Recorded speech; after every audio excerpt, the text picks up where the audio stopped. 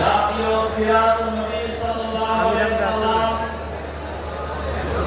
উদ্যাপন জাতীয় কমিটির উদ্যোগে আয়োজিত আজকের এই বিরাট বিশাল সিরাতুন নবী সাল্লাল্লাহু আলাইহি সাল্লাম মাহফিলের জনাব সভাপতি হযরত ওলামায়ে কেরাম, এখন এখানে এত আলেম বড় বড় উস্তাদ আছে, যারা শত শত হাজার হাজার আলেমের উস্তাদ। আলহামদুলিল্লাহ, হযরত ওলামায়ে কেরাম, সাংবাদিক বন্ধুগণ, সুধী মণ্ডলী, যুবক ভাইসব, পর্দার আড়ালের মা ও বোনেরা, আসসালামু আলাইকুম ওয়া রাহমাতুল্লাহি ওয়া বারাকাতুহু। ওয়ালাইকুম আসসালাম ওয়া রাহমাতুল্লাহি ওয়া বারাকাতুহু। আল্লাহ তাআলার শুকরিয়া, যিনি মেহেরবানি করে অনুগ্রহ করে আজকের এই সোহরাওয়ার্দী উদ্যানের বিশাল ময়দানে লক্ষ লক্ষ জনতা আজকের এই সিরাত মাহফিলে আপনারা উপস্থিত হয়েছেন, আমরা উপস্থিত হওয়ার সুযোগ পেয়েছি, এজন্য আমরা আবার শুকরিয়া আদায় করি। আলহামদুলিল্লাহ, এই প্যান্ডেল এবং চতুর্দিকে হাজার হাজার লাখ লাখ জনতা, এই মাহফিলের প্রধান উদ্যোক্তা আমাদের বুলবুল ভাই বলছিলেন, ওদিকে মহিলাদের বিশাল প্যান্ডেল, কানায় কানায় পরিপূর্ণ। আলহামদুলিল্লাহ, দীর্ঘদিন পর মানুষ এই জাতীয় সিরাতুন নবী সাল্লাল্লাহু আলাইহি ওয়াসাল্লামের মাহফিলে আসার সুযোগ পেয়েছেন। আবারও শুকরিয়া আদায় করছি। আলহামদুলিল্লাহ, সম্মানিত সুধী মণ্ডলী, ভাই এবং বোনেরা, আমি ফার্ম গেট থেকে আমরা সিরাতের আলোচনা করার জন্য শোনার জন্য এখানে এসেছি। কিসের সিরাত? রাসূলুল্লাহ সাল্লাল্লাহু বিশ্বনবী জনাবে মুহাম্মদুর রাসূলুল্লাহ আলাইহি সাল্লাল্লাহু আলাইহি সাল্লামের সিরাত। রাসূল সাল্লাল্লাহু আলাইহি সাল্লাম সবার আদর্শ। এই কথা কিন্তু সবাই বলেন, কিন্তু আসলে কি মানে? আমরা বলি কথায় কথায়, লাকাদ কানা লাকুম ফি রাসূলিল্লাহি উসওয়াতুন হাসানা। ওটা কি জিনিস বাতাই দিতে মুহাম্মদ রাসূলুল্লাহ সাল্লাল্লাহু আলাইহি সাল্লামের জীবনের মধ্যে রয়েছে আমাদের জন্য উত্তম আদর্শ। আর আমাদের আদর্শ কে? মুহাম্মদ রাসূলুল্লাহ সাল্লাল্লাহু আলাইহি সাল্লাম। এটা কি শুধু মুসলমানদের আদর্শ না, গোটা দুনিয়ার মানুষের আদর্শ? গোটা দুনিয়ার মানুষের জন্য আদর্শ হলো মুহাম্মদ রাসূলুল্লাহ সাল্লাল্লাহু আলাইহি সাল্লাম। মুসলমানরা, বিশেষ করে গোটা দুনিয়াবাসী, বিশেষ করে মুসলমানরা হলেন একটা সৌভাগ্যবান জাতি। মুসলমানদের কাছে যে নবী এসেছেন, এই নবী হলেন বিশ্ব নবী, সাইয়্যিদুল মুরসালিন, সমগ্র নবীদের মধ্যে সর্দার। সুতরাং যে নবীর উপর দরুদ করেছেন আল্লাহ তাআলা এবং ফেরেশতা নবী, ইন্নাল্লাহা ওয়া মালাইকাতাহু ইউসাল্লুনা আলান নবী ইয়া আইয়ুহাল্লাযীনা আমানু সাল্লু আলাইহি ওয়া সাল্লিমু তাসলিমা।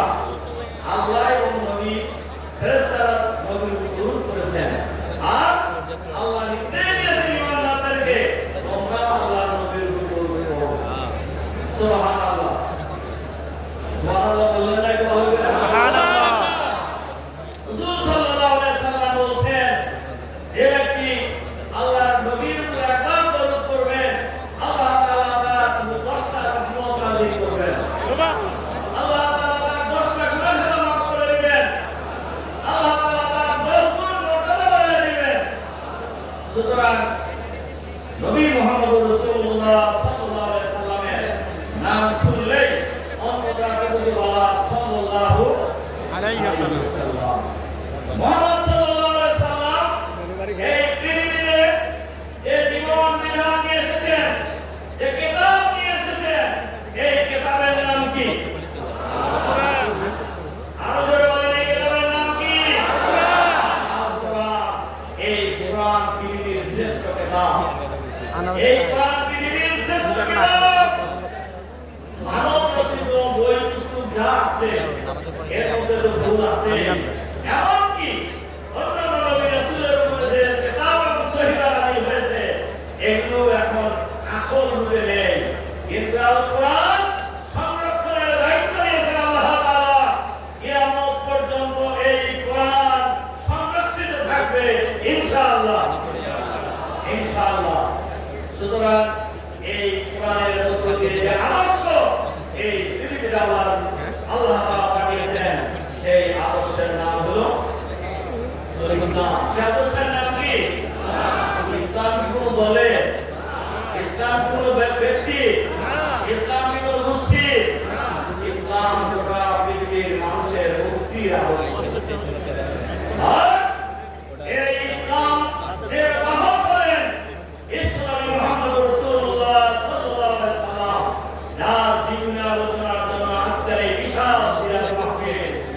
মুহাম্মদ রাসূলুল্লাহ সাল্লাল্লাহু আলাইহি সাল্লাম আমাদের আদর্শ ব্যক্তি জীবন, আমাদের আদর্শ পারিবারিক জীবন, আমাদের আদর্শ সামাজিক জীবনে, আমাদের আদর্শ অর্থনৈতিক জীবনে, আমাদের আদর্শ রাজনৈতিক জীবনে, আমাদের আদর্শ রাষ্ট্র পরিচালনায়।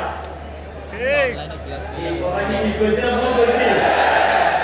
আল্লাহ তাআলা কোরআন শরীফে মুহাম্মদ রাসূলুল্লাহ সাল্লাল্লাহু আলাইহি সাল্লামকে কেন পৃথিবীতে পাঠানো হয়েছে এই সম্পর্কে আল্লাহ তাআলা বলেছেন, হুয়াল্লাযী আরসালা রাসূলাহু বিল হুদা ওয়া দীনিল হক লিইয়ুযহিরাহু আলা দ্দীনি কুল্লিহি ওয়ালাউ কারিহাল মুশরিকুন ওয়ালাউ কারিহাল কাফিরুন ওয়া কাফা বিল্লাহি শাহীদা। আল্লাহ তাআলা নিজেই বলেন এই সেই মহান সত্তা যিনি মুহাম্মদ রাসূলুল্লাহ সাল্লাল্লাহু আলাইহি সাল্লামকে দ্বীনে হক সহকারে, হেদায়েত সহকারে, কোরআন সহকারে পৃথিবীতে পাঠিয়েছেন, যাতে করে মানুষের তৈরি করা যত আইন কানুন আছে সমস্ত আইনের উপর লিইয়ুযহিরাহু আলা দ্দীনি কুল্লিহি, সমস্ত দিনের উপর ইসলামকে বিজয়ী করতে পারেন। সুবহানাল্লাহ। আর এই কাজ ফরজ না নফল? ফরজ। আল্লাহ নবী যে কাজ করছেন না করেন না? করছে। করছেন কি না? মুহাম্মদ সাল্লাল্লাহু আলাইহি সাল্লাম উনি কি যুদ্ধের ময়দানে সেনাপতি ছিলেন না? ছিলেন। উনি কি রাষ্ট্রের রাষ্ট্রপ্রধান ছিলেন না? এখন যে ইসলামের কথা তারা বলে, তারা যদি রাষ্ট্রপ্রধান হয় তা আপনি কি না জায়েজ হবে নাকি? এই অসুবিধা আছে? কিন্তু ইসলামকে যারা পছন্দ করেন না, ইসলামী শাসন ব্যবস্থা প্রতিষ্ঠিত হলে, ইসলামী আইন চালু হলে, একটি ইসলামী কল্যাণ রাষ্ট্র চালু হলে যাদের অসুবিধা তারা কিন্তু এই বিরোধিতা করে।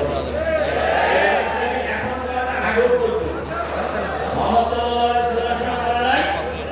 এই কারণে আল্লাহ তাআলা বলেন, ওয়ালাউ কারিহাল মুশরিকুন ওয়ালাউ কারিহাল কাফিরুন, যারা মুশরিক এবং কাফের, যারা অস্বীকারকারী দিনকে, কোরআনকে অস্বীকারকারী, আল্লাহর নবীকে অস্বীকারকারী, এটা তাদের জন্য অনুকূল হবে না, পছন্দ হবে না। কিন্তু আল্লাহ তার নবীকে এই কাজের জন্য পাঠিয়েছেন।